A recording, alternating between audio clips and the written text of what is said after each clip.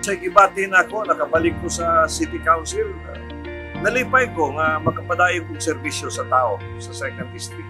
Pag 30 katuig na niyo, kung walay salig ang mga tao sa una pa, di ko magdugay. Kinanlan tag working council, trabaho lang yun. Kaning politika o public service, di man ni dua-dua. Trabaho lang yun.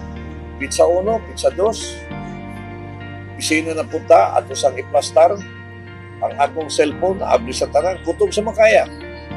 Akong buhaton, up to humanly possible na makatabang ko sa katawhan, labaw na sa mga pobre, sa mga batanon na nanginanglan o suporta.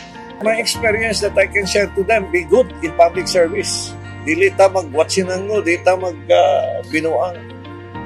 That is the only advice that I can give. Or else you will be judged by the people.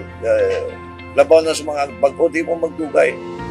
Dili mo kabot sa pila ka tuig, dili na to ayon ang atong trabaho. Kaya mga tao, with the advent of the media, they are watching us. At the end of the day, you will be judged after 2 years. We will be judged after 3 years. Tulong ka tuig ikan ron, election na po. So, we will see what will happen. Whether you can come back or I can come back, depending on the performance that we can do in the City Council.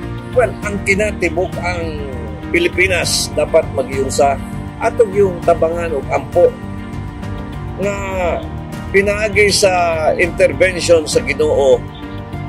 Ma-release na si PRRD. Kabalo man ta that the judicial system is working.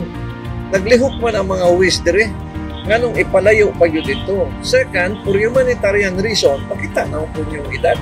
Ang balita gani, namayap na siya dito. Bugnaw po kayo dito. So, makuha na itong ihatag na ito dito sa Langyaw.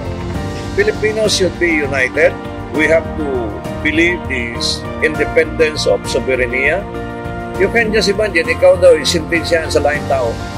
Dili ni mo katugo, dili sakop sa imong gobyerno. Will you be happy?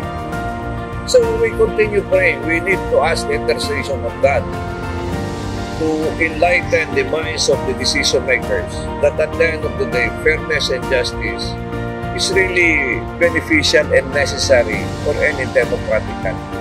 Well, we have to pray. At the end of the day, all of this talent is there. But without God's intervention, it's nothing. And we need to prepare ourselves. Sooner or later, the old ones will be out. Dili na magdugay ng mga daan dyan, including me. It will be you, the new generation. We have to continue the education, especially to the young generation. God bless Philippines.